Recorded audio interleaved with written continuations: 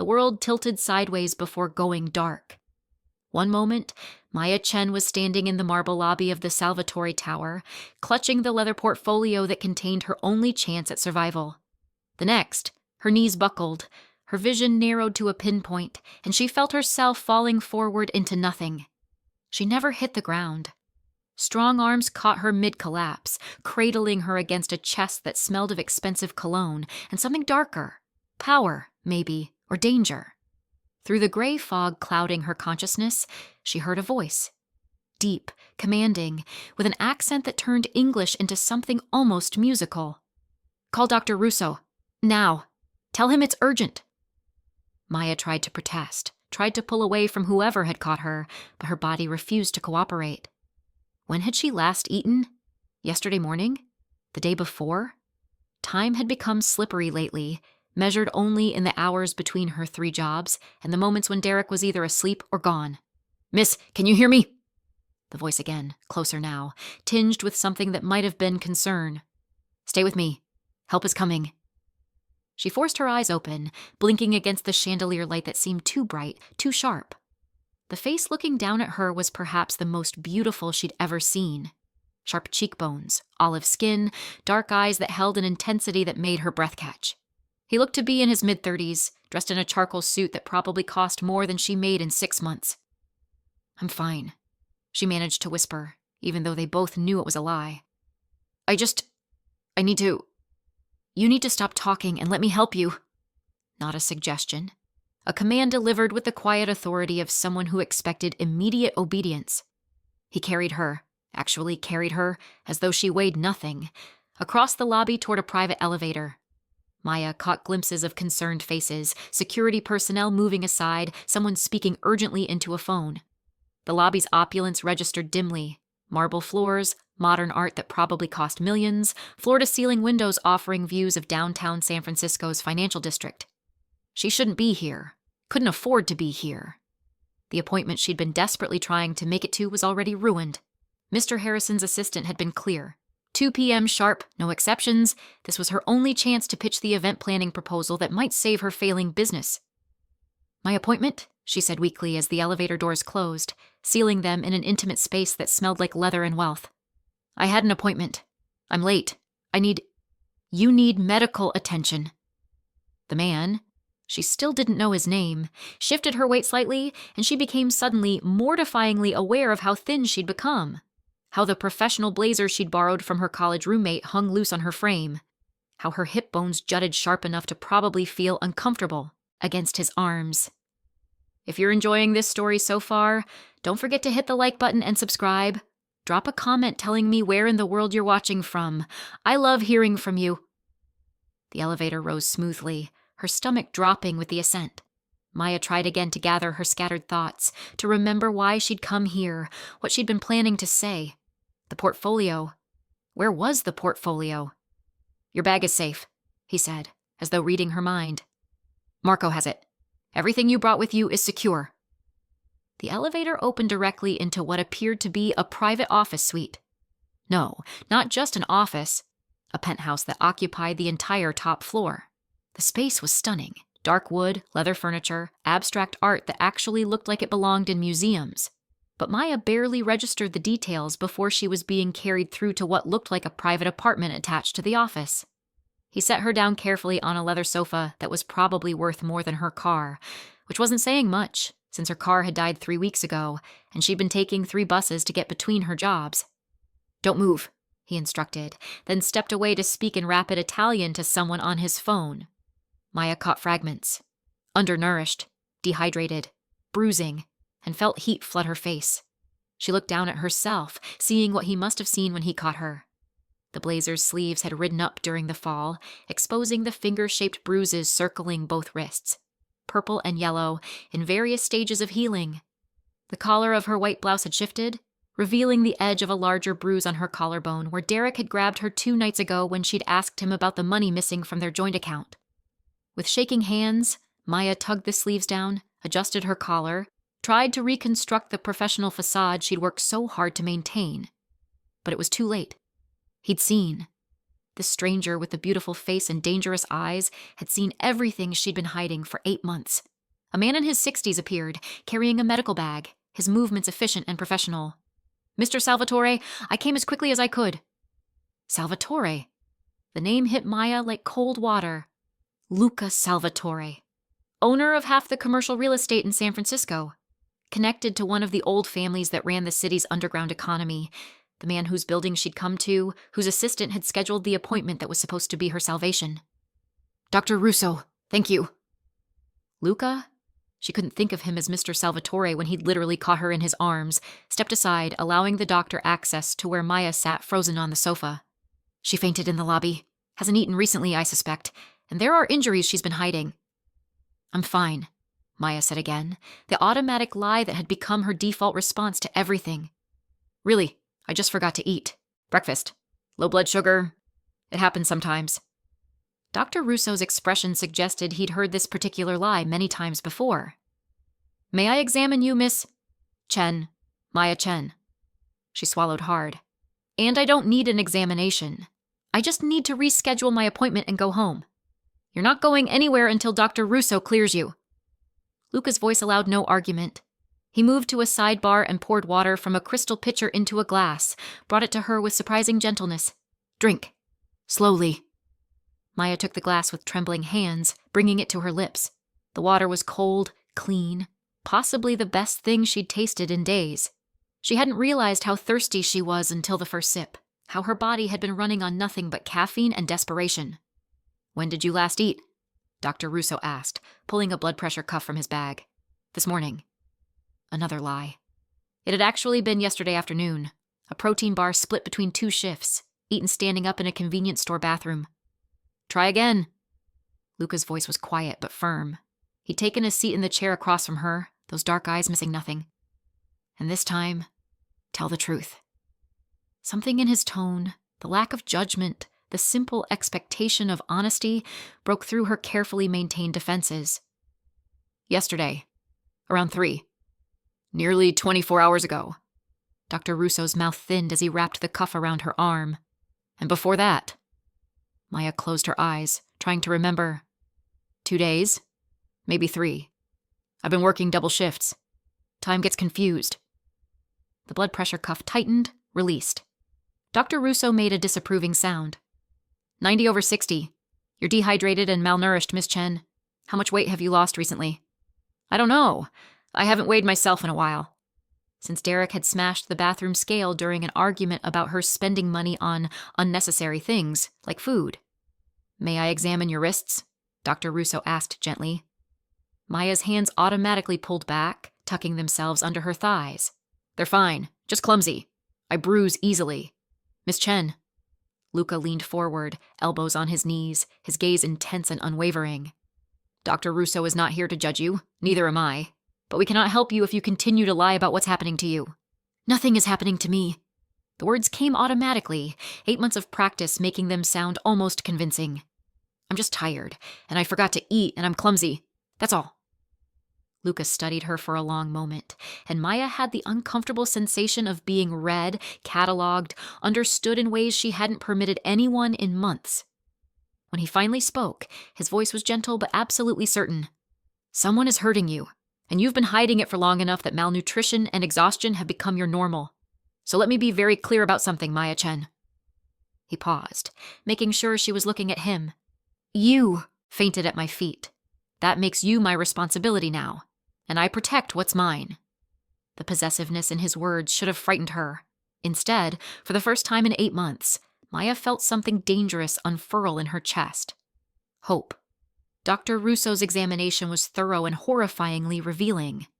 Maya sat rigid on the sofa while he documented bruises she'd forgotten existed, injuries layered on top of older injuries until her body had become a map of violence she could no longer fully remember acquiring. The wrist bruises. Fresh, maybe 3 days old. The marks on her upper arms where Derek had shaken her for talking back. The faded yellow shadow on her ribs from 2 weeks ago when he'd shoved her into the kitchen counter. The split lip she'd covered with nude lipstick, telling herself it wasn't that noticeable. "Multiple contusions in various stages of healing," Dr. Russo said quietly, making notes on a tablet. consistent with sustained physical abuse over an extended period.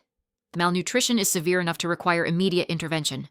Miss Chen, have you been denied access to food? No. The word came out sharp, defensive. I have access to food. I've been busy, working a lot. Working 3 jobs, from what I understand from your appointment request, Lucas said from his position near the window. He'd given them space during the examination, but Maya could feel his attention like a physical presence. Event planning, bartending, and retail.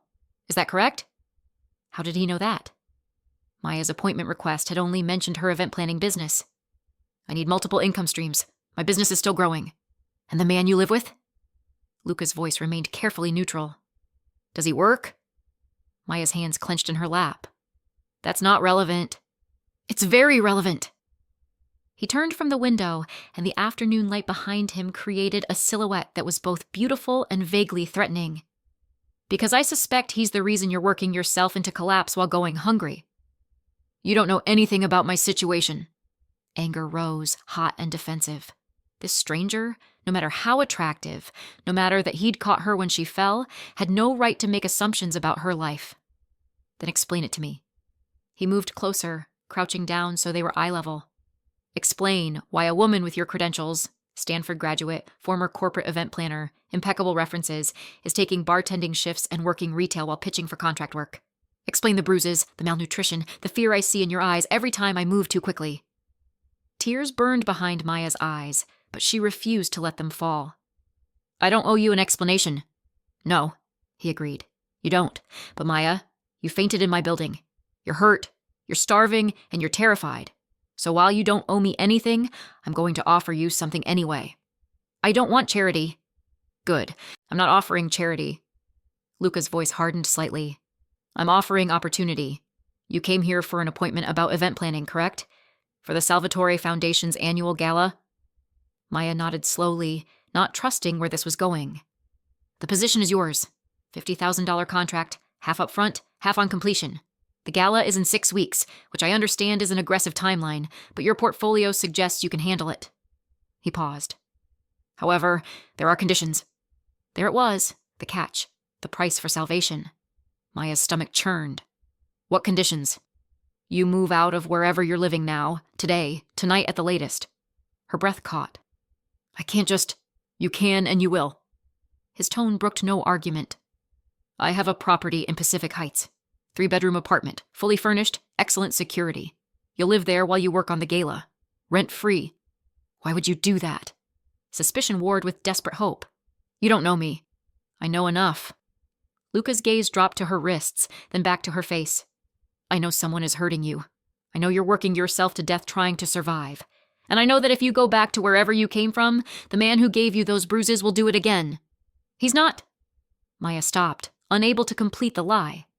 Derek was exactly what Luca thought he was. Worse, probably. It's complicated? It's not complicated, Dr. Russo interjected, packing up his medical bag. It's abuse, Miss Chen, and it will escalate if you don't remove yourself from the situation. He handed her a card. This is a women's shelter. They have resources, counseling, legal aid. I don't need a shelter. The thought of admitting defeat so publicly, of becoming a statistic, made Maya's throat close. I'm fine. I just need the contract work, and I'll figure out the rest. The contract is contingent on you accepting safe housing. Luca stood, and suddenly the casual friendliness disappeared, replaced by something harder. This was the man who ran an empire, legal and otherwise. Those are my terms, Maya. Non-negotiable. You can't force me to leave my home. You're right. I can't force you. His smile was cold. But I can refuse to give you the contract. I can ensure that every event planning opportunity in San Francisco knows you're unreliable. You did miss our scheduled appointment after all. And I can make your current living situation very uncomfortable for the man who's been using you as a punching bag. The threat was clear, and it should have terrified her. Instead, Maya felt that dangerous hope growing stronger. What do you mean by uncomfortable? I mean that Derek Morrison, yes, I had him researched while Dr. Russo was examining you, will find his life suddenly very difficult. His job at the tech startup will evaporate. His lease will be terminated. His favorite bars will refuse him service. And if he tries to contact you, tries to find you, tries anything at all? Luca's expression went absolutely cold. Then consequences become severe enough that he'll wish he'd never laid hands on you. Maya should have been horrified by the casual way he discussed destroying someone's life. Should have protested, should have defended Derek despite everything. But all she could think about was how Derek had held her paycheck hostage last month, claiming she owed him for rent and utilities. How he'd thrown away the groceries she'd bought because she'd wasted money on fresh vegetables. How he'd twisted her arm behind her back 3 weeks ago, whispering that no one would believe her if she told, that she was worthless without him. "Why do you care?" she whispered. "You don't know me. This isn't your problem." Luca was quiet for a long moment. When he finally spoke, his voice was softer, almost vulnerable. "My sister died 7 years ago. Her boyfriend beat her to death while she was trying to leave him. She never told anyone what was happening because she was ashamed, because she thought she could handle it, because she believed his promises that he'd change." His jaw tightened. "I found her too late. I won't make that mistake again." The confession hung in the air between them, raw and honest. Maya saw the grief etched in the lines around his eyes, the guilt that probably haunted him every day. "I'm sorry," she said quietly, "but I'm not your sister, and I'm not your responsibility. You became my responsibility the moment you collapsed at my feet." He pulled out his phone. "I'm calling my driver. He'll take you to collect your things, only your personal items, nothing that belongs to Morrison. Marco will accompany you to ensure your safety. You'll be moved into the Pacific Heights apartment tonight, and we'll begin discussing the gala details tomorrow." "I haven't agreed to this." But even as she said it, Maya knew she was going to accept.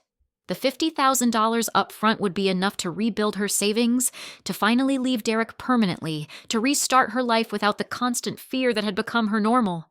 "You will." Luca's confidence was absolute. "Because you're smart enough to recognize an opportunity when you see one, and desperate enough to take the help that's being offered." He held out his hand. "Do we have a deal, Maya Chen?" She stared at his outstretched hand, understanding that taking it would change everything.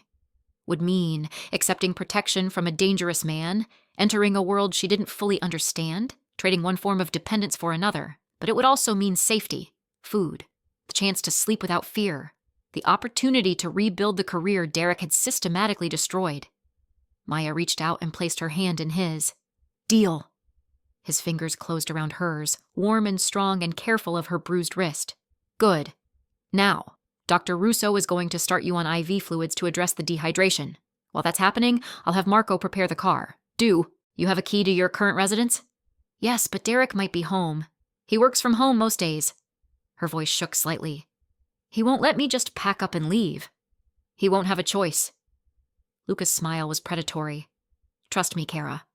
By the time Marco and I are finished with him, Derek Morrison will be very motivated to let you go without incident." The IV drip felt cold running into Maya's arm, but after 20 minutes, the fog in her head began to clear. Dr. Russo had also provided her with protein bars and electrolyte drinks, watching carefully to ensure she didn't eat too quickly and make herself sick. "You'll need to rebuild your strength gradually," he'd explained, writing out detailed instructions. "Small meals every few hours.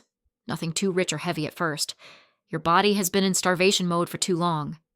We need to coax your metabolism back to normal functioning." Maya had nodded, taking the papers he offered along with prescriptions for supplements. The clinical discussion of her body's breakdown was somehow easier to hear than acknowledging what had driven her to this point. Luca returned while she was finishing her second protein bar, accompanied by a man who could only be Marco. He was perhaps 50, built like someone who'd spent decades in either military service or private security. His eyes were kind despite the obvious danger in his bearing. "Miss Chen, this is Marco Benedetti. He handles security for my properties and—" Luca paused. "Other matters. He'll accompany you to collect your belongings." "Mr. Salvatore has briefed me on the situation," Marco said, his voice carrying a faint Brooklyn accent. "We'll move quickly and efficiently. You point out what's yours, we pack it, we leave. The boyfriend tries to interfere. He deals with me." The way he said it suggested Derek would very much regret any interference. "He's not violent toward other people," Maya said, then realized how that sounded. "I mean, he won't try to fight you or anything. He just saves his violence for women who can't fight back." Luca's expression was carved from stone. "I understand exactly what he is, Maya." The drive to her apartment, Derek's apartment really, her name had never been added to the lease, took 30 minutes through early evening traffic. Maya sat in the back of Luca's Mercedes, Marco driving, her hands twisted together in her lap. The IV had helped, but anxiety sat like lead in her stomach. What if Derek refused? What if he called the police, claimed she was stealing from him?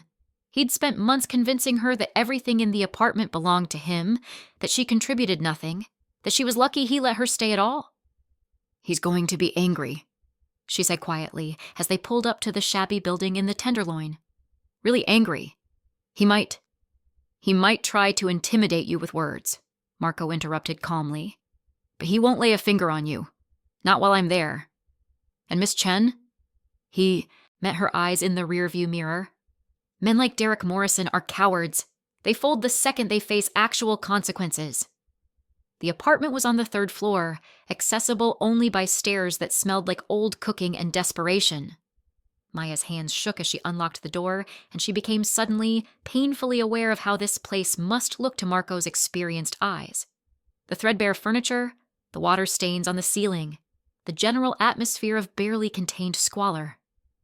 Derek was home, sprawled on the couch with his laptop and a beer, wearing the same clothes he'd had on yesterday. He looked up as Maya entered, his expression shifting from annoyance to anger when he saw Marco following her in. "What the fuck is this?" He stood quickly, setting his beer down hard enough that it sloshed. "Who the hell are you?" "Someone who's helping Maya collect her belongings," Marco said calmly, positioning himself between Derek and Maya. "You can make this easy, or you can make this difficult. But either way, she's leaving today." "The fuck she is." Derek's face flushed, that familiar red that usually preceded violence. "Maya, what kind of shit are you trying to pull? You owe me 2 months' rent and you think you're just going to walk out." "I don't owe you anything." Maya's voice came out steadier than she expected. "I've been paying rent. You've just been pocketing it and claiming I haven't. You're a liar. A useless fucking liar who can't even—" "Choose your next words very carefully," Marco interrupted, his voice dropping to something dangerous. "Because threatening her in front of me would be an extremely poor decision." Derek seemed to register Marco's size for the first time, the coiled danger in his stance. "This is my apartment. You're trespassing. I'm calling the cops." "Please do." Marco's smile was cold. "I'd be happy to show them the photographs of Miss Chen's injuries. The medical documentation Dr. Russo compiled this afternoon. The pattern of abuse that's been ongoing for 8 months. He pulled out his phone. "Or I can call them for you. Your choice." The color drained from Derek's face. "I never— She's lying if she said those bruises are from her being clumsy." "Pack your things, Miss Chen," Marco said, still watching Derek. "Clothes, personal items, anything that belongs to you. 20 minutes should be sufficient."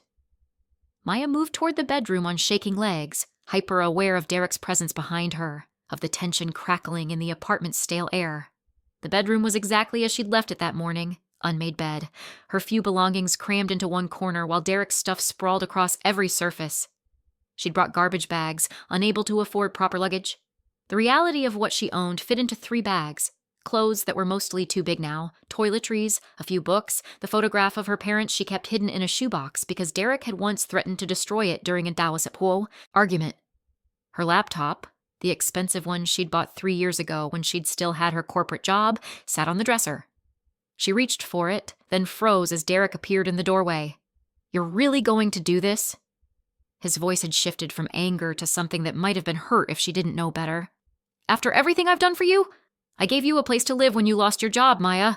I supported you." "You isolated me from my friends. You controlled my money. You hit me." The words came out flat, emotionless. She'd cried all her tears months ago. "That's not support, Derek. That's abuse." "I never meant to.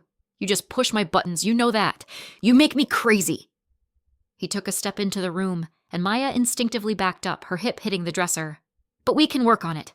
I'll go to therapy. I'll stop drinking so much. Just don't leave like this. Don't throw away what we have." "What we have?"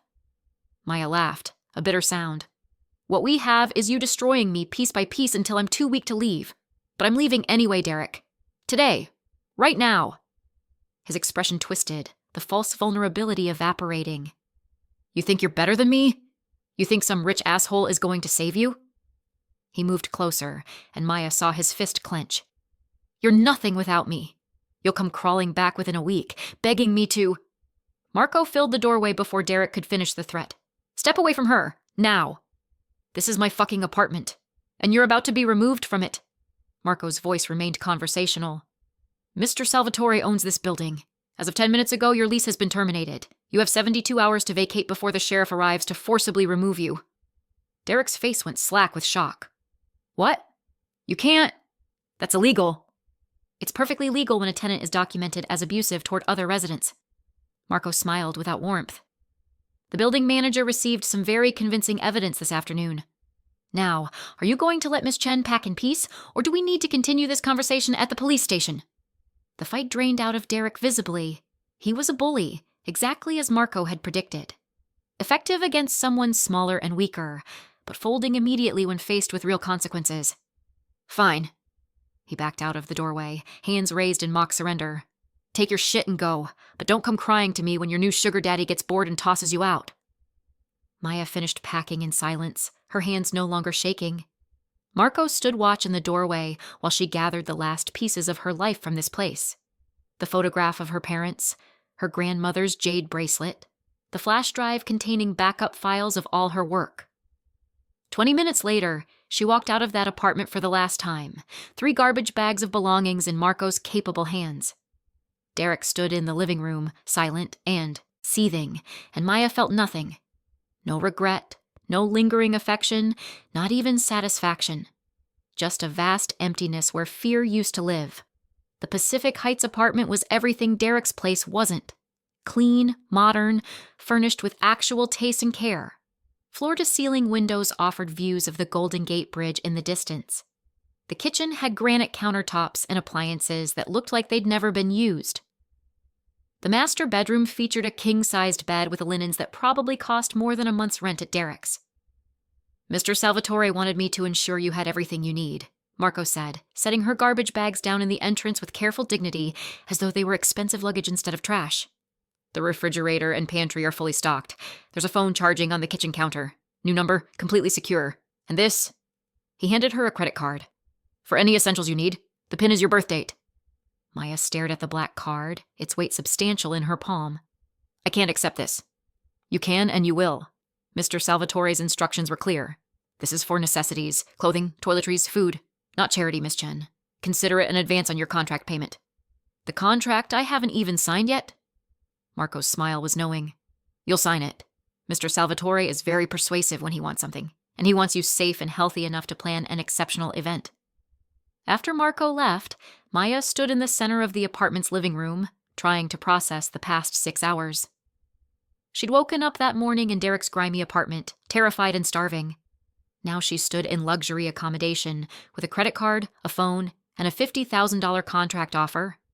And all it had cost was accepting help from a man whose world included things she'd never understand, whose protection came with implications she was too exhausted to fully consider. Her new phone buzzed with a text from an unknown number. Sleep well, Maya. Tomorrow we'll discuss the gala, and tomorrow you start taking your life back. She saved the number, then stood for a long moment staring at the message. Luca Salvatore had seen her at her worst, malnourished, bruised, broken down, and instead of looking away like everyone else he'd intervened, had offered sanctuary without demanding anything except that she accept it. Maya walked to the kitchen, opened the refrigerator, and found it filled with fresh food. Fruit, vegetables, proteins, dairy products. Real food, not the cheap processed meals Derek had deemed acceptable. She pulled out a container of strawberries, washing them carefully before biting into one. The sweetness exploded on her tongue, and Maya realized she was crying. Not from sadness, but from the simple, overwhelming relief of having enough. Enough food, enough space, enough safety to breathe without calculating the danger in every breath. She ate 3 strawberries, then forced herself to stop, remembering Dr. Russo's warnings about overwhelming her system. Tomorrow she could eat more. Tomorrow she could begin rebuilding what Derek had destroyed. Tonight, she would sleep in a comfortable bed without fear of footsteps in the hallway, without listening for the particular pattern of breath that preceded violence. Tonight, for the first time in 8 months, she was safe. And if that safety came with complications, with owing debts to a dangerous man, with entering a world she didn't understand, well, she'd face those complications tomorrow. Maya woke to sunlight streaming through floor-to-ceiling windows, disoriented by the softness of the mattress beneath her, the quality of the linens, the complete absence of Derek's presence in this space. For 3 disoriented seconds, She thought she'd dreamed everything. The fainting, Luca Salvatore, the extraction from her nightmare. Then her phone buzzed on the nightstand, and reality crystallized. "Good morning. I've sent breakfast. Marco will collect you at 10 a.m. to bring you to my office. We have work to discuss. L." The timestamp read 7:30 a.m. Maya hauled herself out of bed, her body protesting the movement. Every muscle ached, the deep exhaustion that came from months of running on empty finally catching up now that she had permission to rest. The bathroom was absurdly luxurious. Marble counters, a rainfall shower that could probably fit 3 people, heated floors that made her toes curl with pleasure. She stood under water so hot it turned her skin pink, washing away the residue of Derek's apartment, of yesterday's collapse, of 8 months of survival mode. When she emerged 20 minutes later, wrapped in a towel that was somehow both impossibly soft and substantial, she heard movement in the kitchen. Heart racing, Maya crept to the bedroom door, then relaxed slightly when she heard a woman's voice humming something melodic. She dressed quickly in the least wrinkled clothes from her garbage bag, black slacks that were now too loose, a blouse that had been professional 3 months ago but now looked worn, and ventured out to investigate. The woman in the kitchen was perhaps 60, silver-haired and elegant, arranging covered dishes on the dining table with practiced efficiency. She looked up as Maya entered, her smile warm and genuine. "Miss Chen, good morning. I'm Sophia Benedetti, Marco's wife. Mr. Salvatore asked me to bring you breakfast and to help you with anything you might need." Her accent was Italian, musical and comforting. "Please, sit. You must eat." The spread Sophia had prepared would have fed 4 people. Scrambled eggs, fresh fruit, toast with various spreads, yogurt with granola, orange juice that looked freshly squeezed. Maya's stomach clenched with hunger and anxiety in equal measure. "This is too much," she said quietly. "I can't possibly—" "Dr. Russo sent very specific instructions about your nutrition." Sophia pulled out a chair, gesturing. For Maya to sit. "Small portions, frequent meals, nothing too heavy. So yes, there's a lot of food, but you'll only eat what your body can handle. The rest, I'll pack for later." Maya sat, overwhelmed by the simple kindness of this stranger who was treating her like she mattered. Sophia served her small portions of everything, watching with satisfaction as Maya took her first bites. The food was incredible. Real eggs, not the cheap powdered kind Derek had insisted were good enough. Strawberries that actually tasted like strawberries. Bread that had texture and flavor instead of the compressed nothing of dollar store loaves. "Slowly," Sophia cautioned as Maya reached for a second piece of toast. "Your system needs time to adjust. Dr. Russo said you've been malnourished for months. We must be careful not to overwhelm your digestion." "How much did Luca tell you?" Maya asked, embarrassment heating her face. "About my situation?" "Enough to understand you need help. Not enough to judge." Sophia's expression was kind. "My Marco, he's worked for the Salvatore family for 30 years.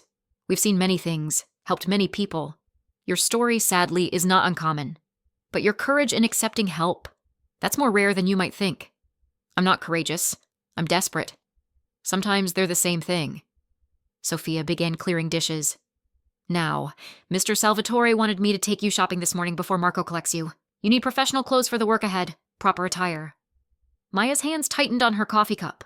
"I can't afford the credit card Marco gave you last night. That's what it's for." Sophia's tone brooked no argument. "You cannot plan a gala for San Francisco's elite while wearing clothes that no longer fit. This is business necessity, Miss Chen, not charity." 2 hours later, Maya found herself in boutiques she'd never have dared enter on her own. Sophia had impeccable taste and a no-nonsense approach to shopping that made the experience surprisingly painless. Professional dresses, tailored slacks, blouses in colors that actually complemented Maya's complexion, shoes that were both elegant and comfortable, even undergarments that fit properly instead of the stretched-out items she'd been making do with. "You have a good figure," Sophia said, studying Maya in a navy sheath dress that actually fit. "Too thin now, but once you've been eating properly for a few weeks, you'll look stunning. Mr. Salvatore has excellent taste. He'll appreciate seeing you dressed appropriately." Something in Sophia's tone made Maya look up sharply. "This is just business. The contract, the apartment, the clothes. It's all just about the gala." Sophia's knowing smile suggested she thought otherwise, but she simply said, "Of course. Now let's find you a coat. San Francisco evenings are cold, and that thin jacket you arrived in won't do." Marco collected her at precisely 10 a.m., his expression approving as he noted the new clothes, the slight color in Maya's cheeks that proper food and sleep had restored. "You look better, Miss Chen. More yourself.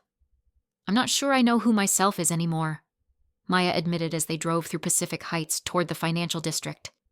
It's been so long since I wasn't just trying to survive. You'll remember. Marco's confidence was absolute. Mr. Salvatore is very good at helping people find themselves again. It's one of his gifts. The Salvatore Tower's top floor was even more impressive in daylight. The penthouse office commanded views of the entire city, from the Bay Bridge to the Golden Gate. The financial district spread below like a kingdom awaiting orders from its king. Luca stood at the windows when Marco ushered her in, phone pressed to his ear, speaking rapid Italian that sounded both musical and lethal. He gestured for her to sit, wrapping up the call with words Maya didn't understand, but that made Marco stiffen slightly. Problema? Marco asked in Italian. Niente che non possa gestire. Luca replied, then switched to English as he turned his full attention to Maya. You look much better. Sophia took good care of you. She was wonderful, but Mr. Salvatore? Luca. His correction was gentle but firm. We're going to be working closely together. Formality isn't necessary. Luca, Maya repeated, the name feeling strange on her tongue. I need to understand what I'm agreeing to. The apartment, the clothes, the credit card. This is far more than a standard contract arrangement. You're right. It is. He moved to the chair across from her, his dark eyes intense and knowing. So let me be clear about what this arrangement entails, Maya. You will plan the Salvatore Foundation Gala. You'll do exceptional work because that's who you are when you're not running on empty. In exchange, you'll receive $50,000, excellent references and connections that will rebuild your event planning business. And the apartment? The protection from Derek? That comes with being under my care.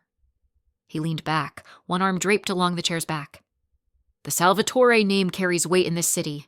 People know that what's mine is protected absolutely. By moving you into my property, by making it clear you're working for me, I've extended that protection to you. Why? The question that kept haunting her. You don't know me. I'm no one special. Why do all this? Something shifted in Luca's expression, vulnerability flickering across his features. I told you about my sister. What I didn't tell you is that I knew something was wrong months before she died. I saw the signs, the way she flinched, the excuses for bruises, how she became smaller and quieter. But I didn't push. I respected her privacy, gave her space, convinced myself she'd ask for help if she needed it. His jaw tightened. She never asked. By the time I learned the truth, she was already gone. So when I see those same signs in someone else, when I catch a woman literally collapsing from abuse and neglect, I don't hesitate anymore. I don't wait. I intervene. Even if intervention means controlling another person's life? Is that what you think I'm doing? He leaned forward, his gaze searching hers. Controlling you? Maya considered carefully. You've made decisions about where I'll live, what I'll wear, even what I'll eat. You've removed Derek from my life with what I'm guessing was threats or worse. And now you're offering me work that comes with strings attached to protection I never asked for. Fair points. Luca didn't look offended, merely thoughtful. But let me ask you something, Maya. When you woke up this morning, were you afraid? No. When you ate breakfast, did you have to ration it or hide it or apologize for consuming food? No. When you looked at yourself in the mirror, did you see someone worthy of care and respect? Maya's breath caught. I'm working on it. That's honest. His slight smile was approving. Here's what I'm offering. Not control, but structure. A framework within which you can rebuild yourself. The apartment gives you safety. The clothes give you confidence. The contract gives you purpose. And my protection ensures that no one, especially not Derek Morrison, can tear down what you're building. And what do you get out of this arrangement? Maya needed to understand his motivation. Because men like you don't do things out of pure altruism. Men like me? His eyebrow arched with amusement. Dangerous men, powerful men. Men who own buildings and make people disappear with a phone call. Ah, you figured out that I'm more than just a real estate developer. Marco's bearing screams former military or private security. Sophia mentioned you've helped many people over the years, and Derek's lease was terminated within hours of you deciding I needed to leave. Maya met his gaze steadily. You're connected to organized crime. Probably run a significant portion of it in San Francisco. Luca's smile widened, genuine and slightly dangerous. You're perceptive.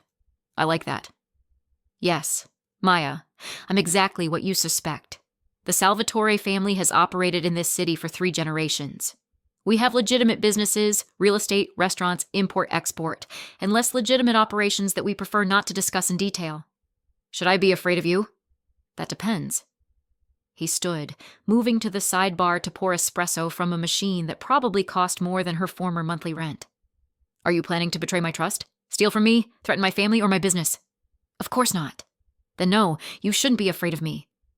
He handed her a small cup, the espresso's aroma rich and inviting. I protect what's mine, Maya. I don't harm it.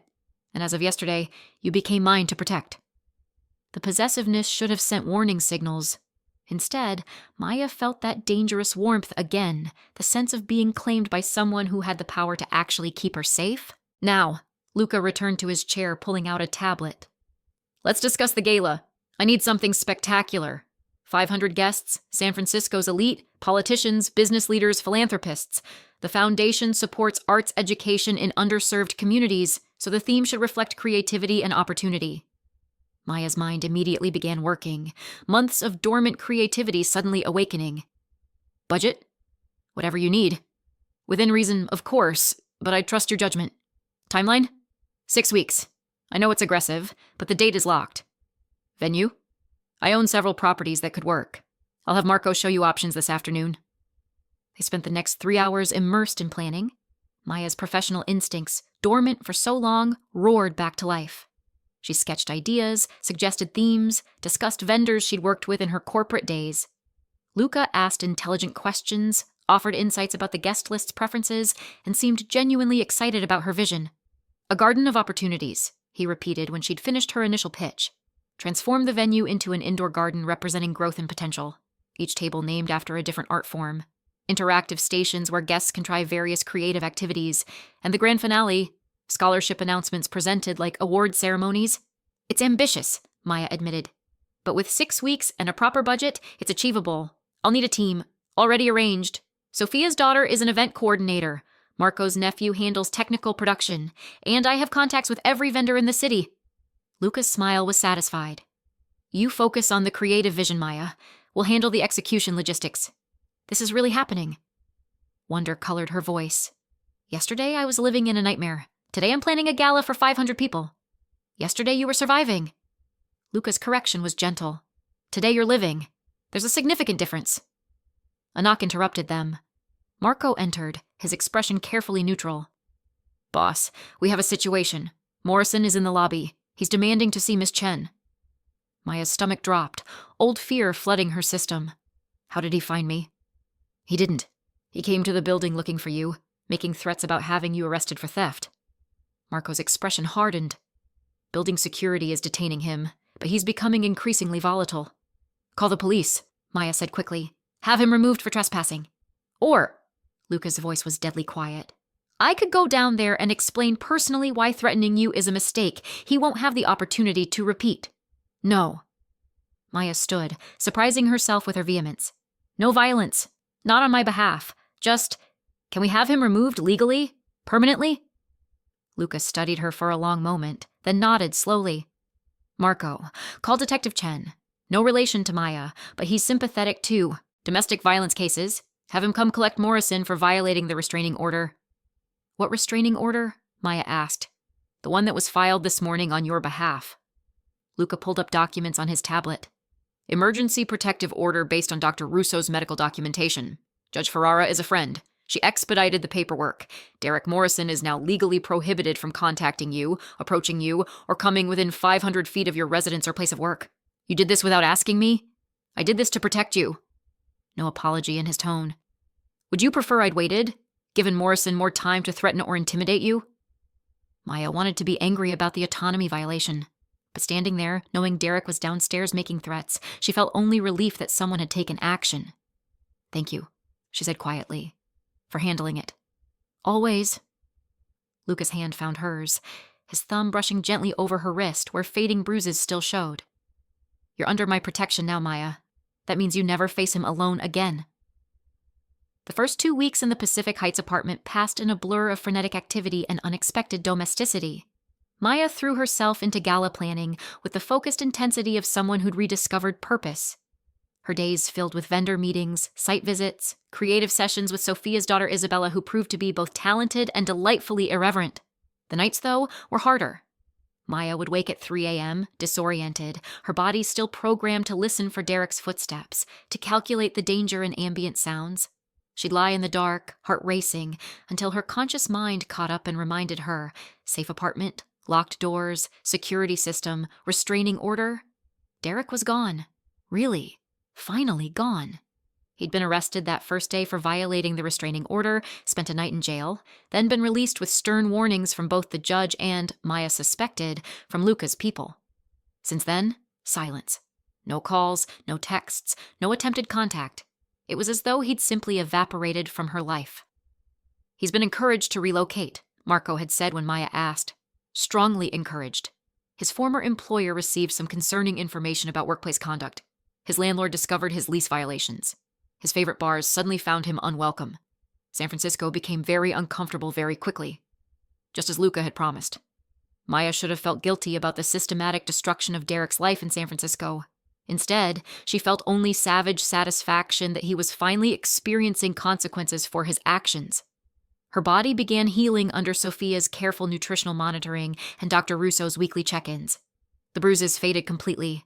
Her clothes started fitting properly again as healthy weight returned. The constant exhaustion lifted, replaced by energy she'd forgotten she possessed. And, through it all, Luca remained a constant presence. He checked in daily, sometimes in person, more often through texts that ranged from professional, "Isabella needs your approval on the floral arrangements," to surprisingly personal, "Sophia says you skipped lunch. That's not acceptable. Marco is bringing you food." They fell into an easy rhythm of working dinners at his office, reviewing gala details over takeout from restaurants Maya had never accessed before. Luca was brilliant with logistics, could negotiate with vendors in ways that got results without being heavy-handed, and seemed genuinely invested in making her vision spectacular. But there was something else building beneath the professional collaboration, a tension that manifested in lingering glances, in the way his hand would rest on the small of her back when guiding her through doors, and how his voice softened when he said her name. Maya felt it too, the pull toward this dangerous, complicated man who'd literally caught her when she fell. But she was terrified of trading one form of dependence for another, of becoming someone's possession again, even if the cage was gilded. The confrontation came on a Thursday evening, 2.5 weeks after she'd moved into the apartment. They were in Luca's penthouse office, reviewing final vendor contracts, when Maya's hand cramped from hours of note-taking. She flexed her fingers, wincing. Luca noticed immediately. "You're tired. We should stop for the night." "I'm fine. We need to finalize the lighting design and... Maya."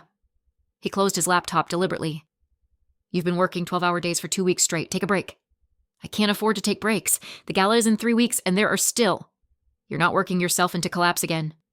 His tone was firm. "Not on my watch." Something in his authoritative tone triggered a visceral reaction.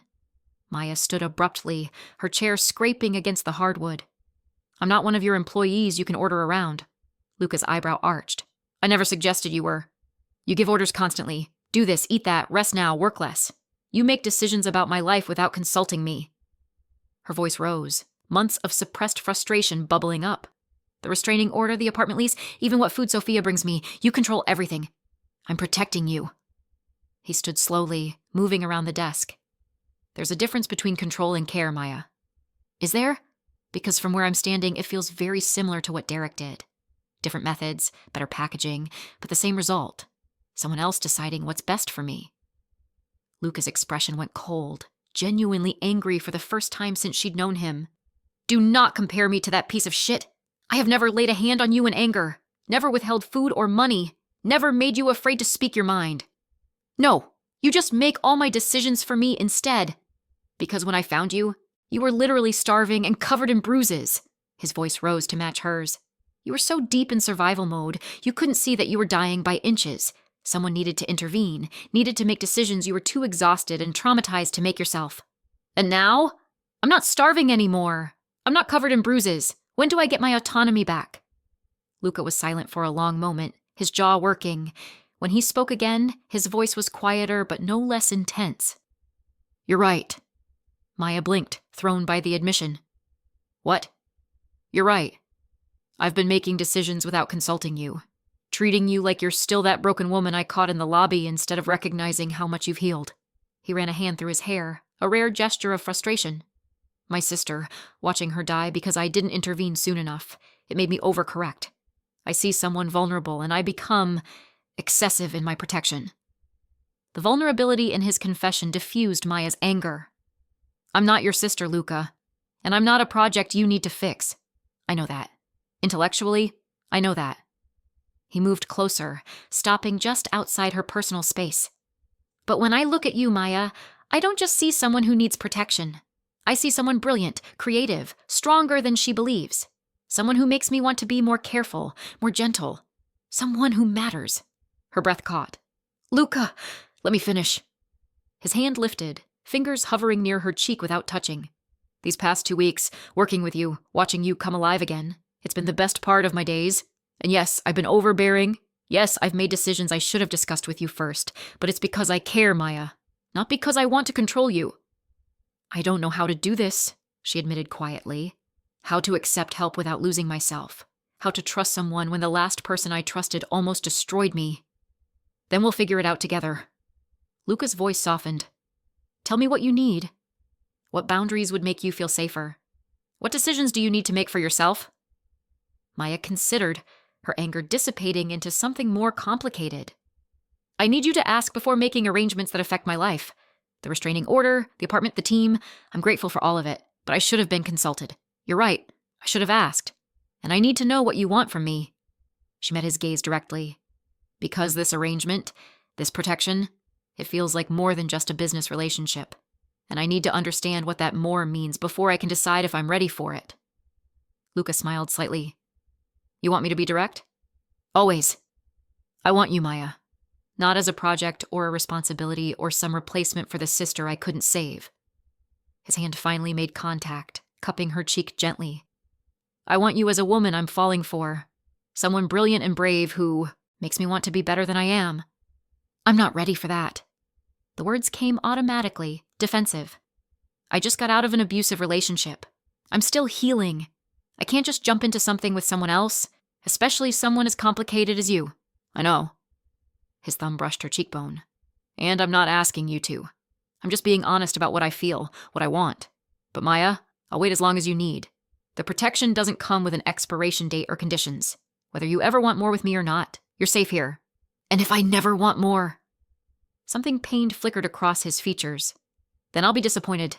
But you'll still be under my protection. That's not contingent on your affection. Maya searched his face, looking for signs of manipulation, of hidden agendas. But she saw only genuine emotion, vulnerability that someone as powerful as Luca Salvatore rarely showed. I need time, she said finally. Time to remember who I am without someone else defining me. Time to be just Maya, not Maya, surviving Derek or Maya under Luca's protection. Just Maya. Then take it. He stepped back, restoring professional distance. Take all the time you need. And Maya? His smile was genuine, warm. For what it's worth, I think just Maya is going to be absolutely extraordinary. The gala planning consumed the next week with increasing intensity. Maya worked with Isabella to transform a historic ballroom into an indoor garden that would make guests feel like they'd stepped into a fairy tale. Thousands of flowers, strategic lighting, interactive art stations that would engage rather than bore San Francisco's elite. It was going to be spectacular. Maya was meeting with the catering team when Sophia appeared in the doorway of the Pacific Heights apartment, her usually composed expression tight with concern.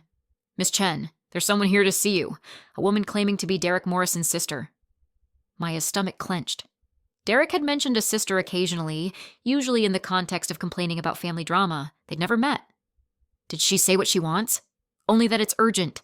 She's downstairs in the lobby. I can have Marco send her away if you prefer. Part of Maya wanted exactly that, to hide behind Luca's protection and avoid any connection to her past. But curiosity won out. I'll come down. But ask Marco to stay visible, please. The woman waiting in the lobby was perhaps 30, blonde and polished in a way that suggested money and status. She stood as Maya approached, her expression carefully neutral. Maya Chen. I'm Victoria Morrison, Derek's sister. She extended a hand. Thank you for agreeing to see me. Maya didn't take the offered hand. What do you want? Victoria's professional smile faltered slightly. Direct. I appreciate that. Look, I know my brother is difficult. Our family has issues, and Derek has problems he's never properly addressed, but he's still my brother, and what's happening to him seems excessive. What's happening to him is consequences for 8 months of abuse. I'm not here to defend what he did. Victoria's voice remained calm, reasonable. But destroying his entire life? Getting him fired, evicted, essentially run out of the city? That seems vindictive. That seems like justice. Maya's voice was hard. Your brother beat me regularly, controlled my money, isolated me from everyone who cared about me. He starved me while spending my paycheck on alcohol, so forgive me if I don't feel sympathy for his current difficulties. Victoria winced. I didn't know it was that bad. Derek told me you two had arguments, that things ended badly, but he never mentioned abusers don't usually advertise what they do. Fair point. Victoria's composure cracked slightly. Look, I'm not asking you to drop the restraining order or even to forgive him. But could you possibly ask your boyfriend? Associate? Whoever the man is who's been systematically destroying Derek's life, could you ask him to back off? Luca isn't my boyfriend. And no, I won't ask him to stop protecting me. Derek is talking about suicide. Victoria's voice dropped. He's drinking heavily, spiraling. I'm worried he might actually... That's not my responsibility. Maya's hands clenched into fists. For 8 months, I walked on eggshells trying to keep Derek happy, trying to prevent his violence, making myself smaller and quieter so he wouldn't explode. And you know what? It didn't help. He still hit me. He still broke me down piece by piece. So no, Victoria, I'm not responsible for his mental health now that he's finally facing consequences. I understand that, I do, but there is no but. Maya stepped forward, and Victoria instinctively stepped back. Your brother is an abuser who nearly destroyed me. If Luca Salvatore has decided to make Derek uncomfortable, that's between them. I won't intercede, I won't help, and honestly, I hope Derek experiences every ounce of fear and powerlessness that he inflicted on me. Victoria's expression hardened. You're making a mistake. Derek might be weak, but our family isn't. Our father has connections, resources. He won't take kindly to his son being targeted. Is that a threat? It's a warning. Victoria pulled out a business card, setting it on the lobby's reception desk. When things escalate, and they will, call me. I might be able to help negotiate a resolution before people get hurt. She left without waiting for a response, her heels clicking against marble as she walked out into the San Francisco afternoon.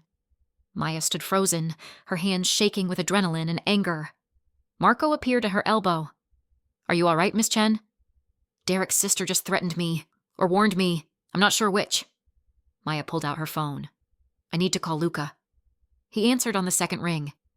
Maya, what's wrong? She explained the conversation, Victoria's warnings about their father, the mention of escalation. Luca was silent for a long moment after she finished. Interesting, he said finally. Interesting? Luca. She basically said their family is going to retaliate. I'm aware of the Morrison family. Derek's father is Robert Morrison, CEO of a tech firm, moderately wealthy, well-connected politically. Luca's voice remained calm. He's not connected to any organization that would concern me, but he does have resources and a reputation for being vindictive when his family is threatened. Should I be worried? No. You should continue planning the gala and let me handle the Morrisons. A pause. But Maya, I need you to do something for me. What? Move into my penthouse. Today. Maya's breath caught. What? No. I have the apartment. I'm fine there.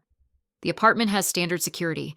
Good enough for most situations, but if Robert Morrison decides to escalate, I want you where I can personally ensure your safety. Luca's tone brooked no argument.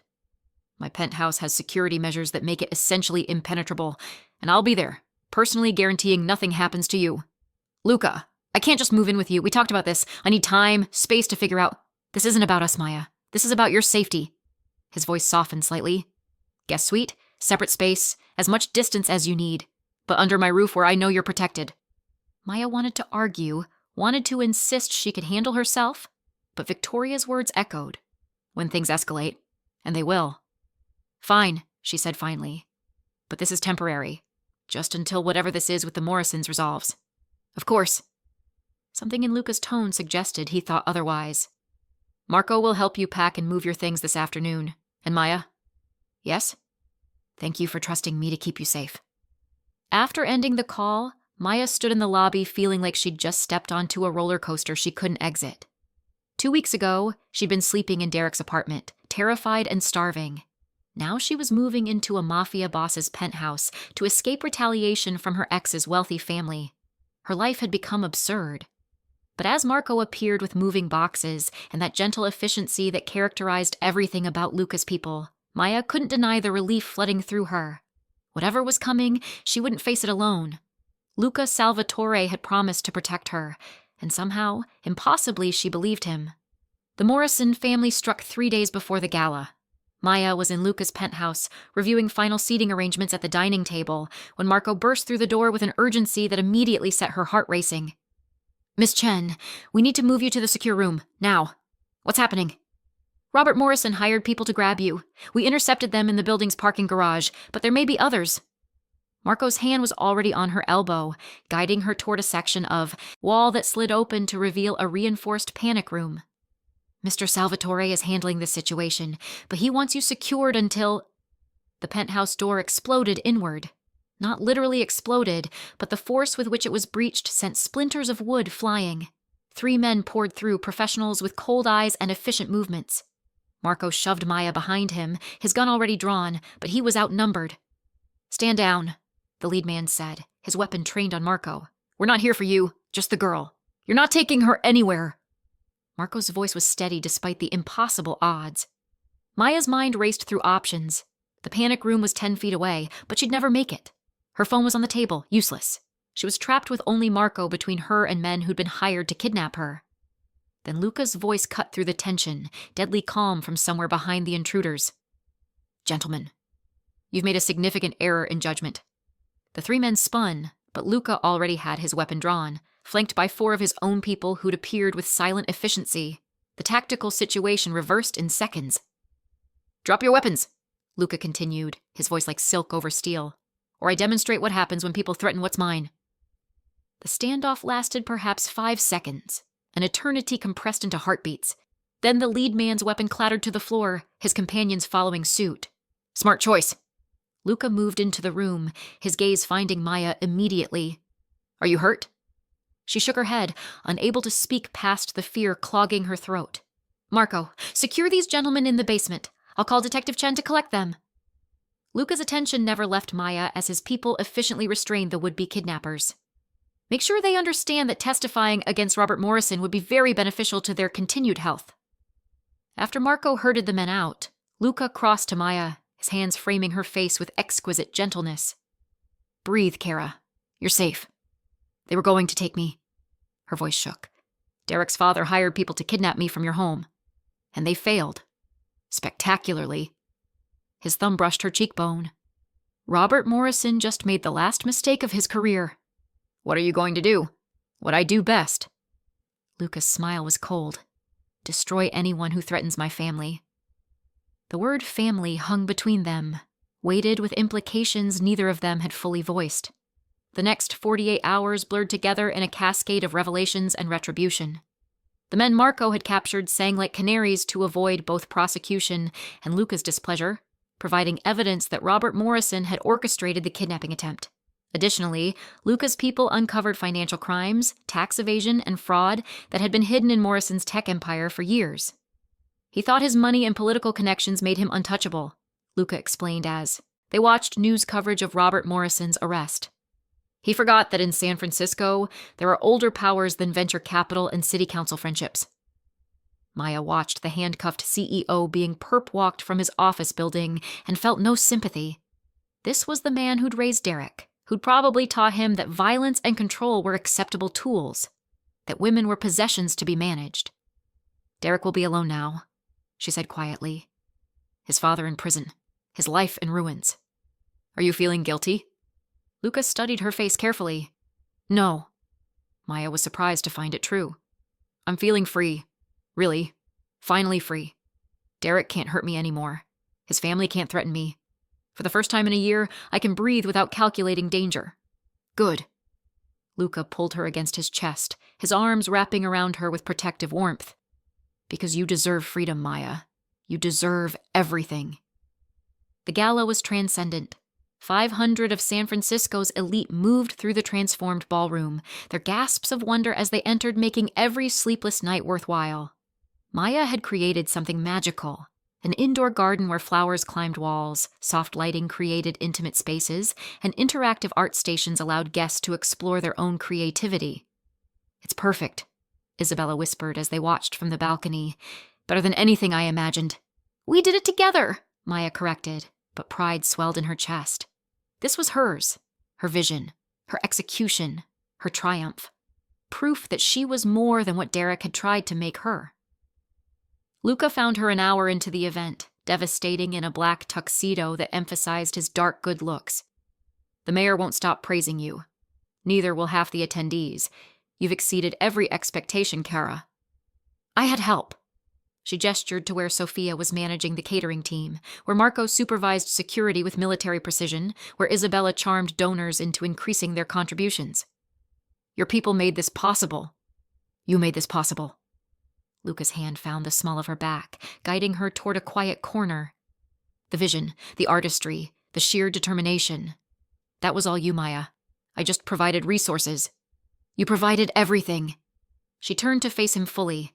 Safety, opportunity, belief when I'd forgotten how to believe in myself. "Luca, Miss Chen?" A woman's voice interrupted. Maya turned to find an elegant older woman extending a business card. "I'm Charlotte Weatherby, chairwoman of the Museum Foundation. Your work tonight is extraordinary. We'd like to discuss having you plan our spring benefit." 3 more offers came in the next hour, then 5 more. By the time the gala wound down at midnight, Maya had enough prospective contracts to keep her busy for the next year. Her business, the thing she'd thought Derek had destroyed forever, was not only resurrected, but thriving. "This is really happening," she said, as she and Luca stood among the remaining flowers, the ballroom emptying around them. "I'm actually going to make it." "You already made it." Luca's smile was genuine, proud. "Everything from here is just expansion." Maya looked at this complicated, dangerous man who'd caught her when she fell, literally and metaphorically, who'd given her space to heal while ensuring she was protected, who destroyed her enemies but never demanded anything in return. "I'm ready," she said quietly. "Ready for what?" "For the possibility we discussed." She stepped closer, her hand finding his.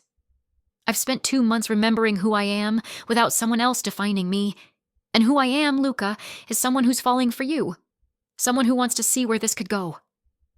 His breath caught, something vulnerable flickering across his features. "You're certain? Because Maya, if we do this, if you choose me, I'll be impossible to leave. I'll protect you with everything I have, love you with everything I am. You need to be sure. I'm sure." And she was. This wasn't Derek's obsessive control or desperate dependency. This was choosing someone who'd proven himself trustworthy, who'd given her freedom even while offering protection. "I want this. I want you." Luca kissed her then, gentle and thorough and full of promise.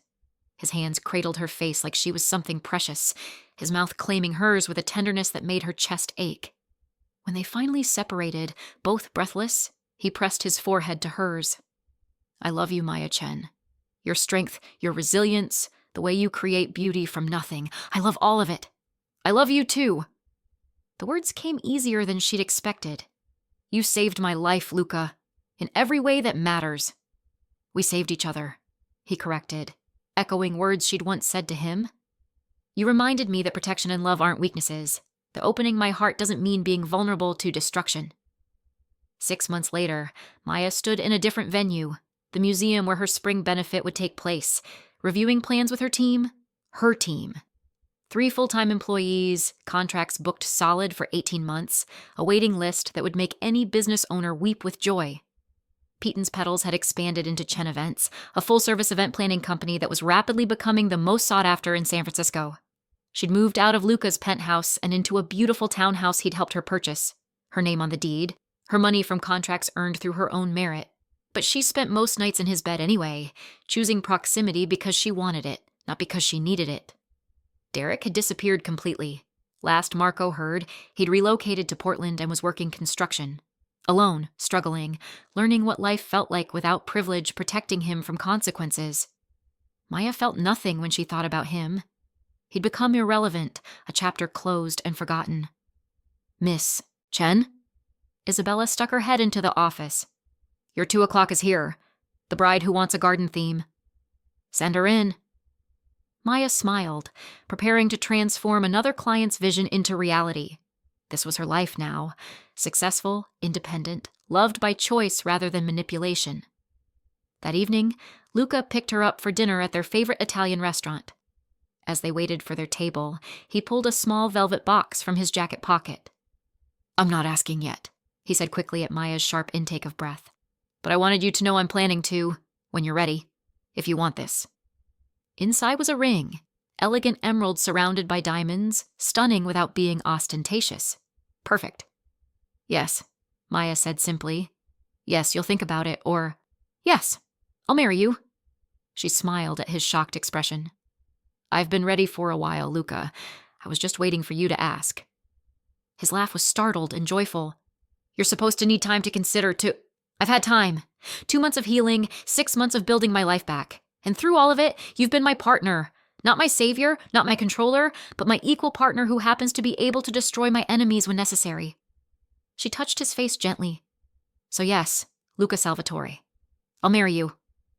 He slipped the ring onto her finger right there in the restaurant lobby, then kissed her thoroughly enough that other patrons applauded. Maya didn't care. Let them watch. Let the whole city see that she'd survived, that she'd rebuilt herself, that she'd found love in the most unexpected place. She'd fainted at a Mafia boss's feet, broken and terrified. She'd risen as his equal, strong and whole, and absolutely certain of her worth. And that, Maya thought as Luca's arms wrapped around her with tender possession, was the best kind of ending, the kind that was really just a beginning. Thank you so much for watching until the end. If you loved this story, check out the other videos on your screen now. I think you'll really enjoy them. And don't forget to subscribe if you haven't already. See you in the next story.